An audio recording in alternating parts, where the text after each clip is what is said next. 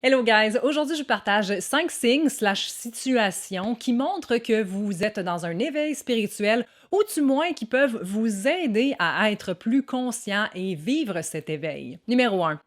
Quand tu prends conscience que tout a une raison d'être puis que la vie est pas contre toi, mais pour toi.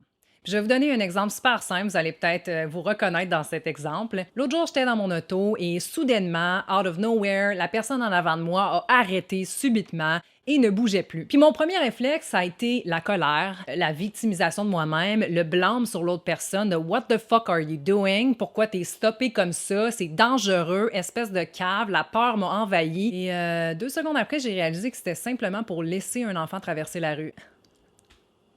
Fait que ce que j'essaie de dire, c'est simplement que même la situation la plus banale a une raison d'exister.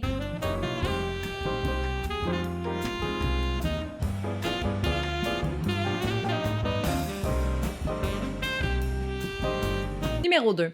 Tu vis des situations qui pourraient être perçues comme extrêmement challengeantes, mais grâce à tes expériences du passé, à la souffrance que tu as déjà traversée et à ta présence à travers tout ça, tu arrives à t'acclimater facilement. Je vous donne un exemple. Quand je vivais sur l'île de Vancouver, il y en a peut-être qui déjà qui le savent, parce que j'ai fait une vidéo là-dessus, mais je vivais avec des rats. Donc, j'ai manqué de sommeil énormément. J'étais constamment dans une odeur de pisse de rat. C'était extrêmement difficile de juste arriver à vivre dans cet environnement quand il y avait extrêmement de bruit aussi tout le temps, quand j'enregistrais mes vidéos, mais aussi quand je dormais. Puis quand je suis arrivée dans cet appart-ci à Québec, il y avait des constructions dans la rue, il y avait des constructions dans le building, il y avait des fourmis, il y avait tout le temps du bruit, j'ai manqué d'eau chaude pendant 2 jours et malgré tout ça, j'ai réussi à m'acclimater et à avoir beaucoup de reconnaissance d'être revenue dans mon chez-moi puis d'être tellement mieux ici que là-bas parce que j'avais vécu pire, parce que j'avais réussi à prendre cette expérience de rat traumatisante comme apprentissage et comme transmetteur de reconnaissance pour le futur, pour mes futures expériences qui pourraient être challengeantes, ou du moins des expériences du genre. Je pense que la souffrance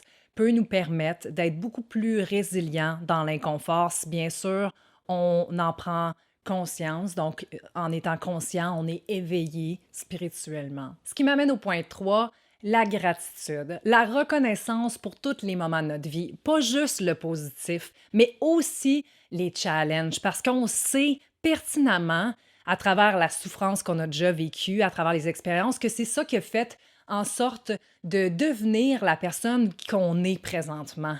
Et que les plus petits moments de la vie ou les plus grosses épreuves challengeantes ont tous une raison d'être. La raison est de nous servir d'apprentissage pour devenir de plus en plus notre réel soi et notre plein potentiel. Numéro 4, quand on arrive à observer et se dissocier de nos pensées, de la personne qui se victimise, de l'ego, du corps de souffrance. Je me rappelle d'un moment en particulier où je venais de me chicaner avec mon frère. Au même moment, j'avais perdu la personne pour m'aider à construire ma vanne et une de mes dates me flushait en quelque sorte. Puis tout ça est arrivé en même temps. J'ai senti une vague d'émotions m'envahir comme si j'allais perdre le contrôle totalement. Puis à travers tout ça, sûrement parce que je méditais à ce moment-là dans ma vie et encore aujourd'hui, j'ai réussi à voir la victime, puis de simplement lui dire poliment « ferme ta gueule ». Il y a un moment pour vivre l'émotion, il y a un moment où il faut assumer comment on se sent, il faut brailler à terre, peu importe ce que vous avez besoin de faire ou d'exprimer.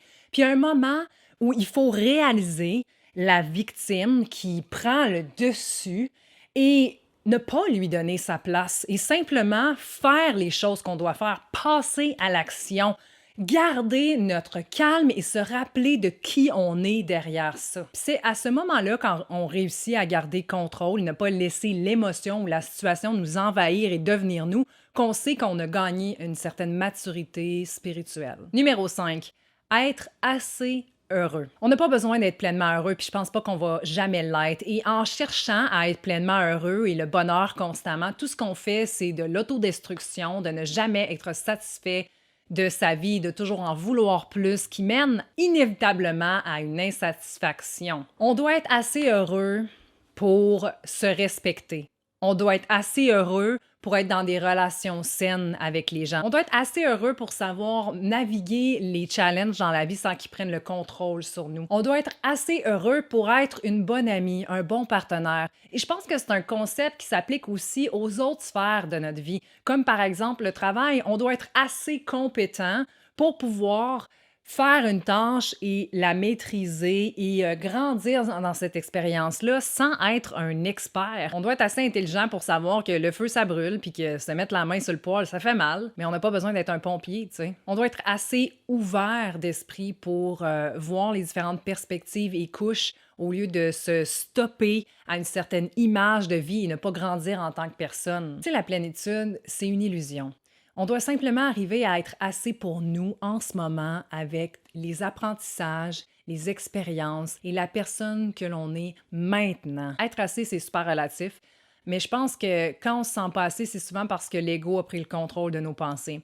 Et c'est quand on arrive à observer sans jugement que l'ego a pris le contrôle de nos pensées, qu'on arrive à s'en libérer et qu'on vit en quelque sorte un éveil spirituel. C'est Émilie Brousseau, j'espère que vous avez aimé cette vidéo qui est un petit peu différente de mon habitude. Si c'est le cas, n'oubliez pas de liker, partager, commenter. Si vous avez des expériences à partager, n'hésitez pas à le faire dans les commentaires, j'adore vous lire et merci infiniment de faire partie de cette belle communauté. On se revoit bientôt. Namasté guys!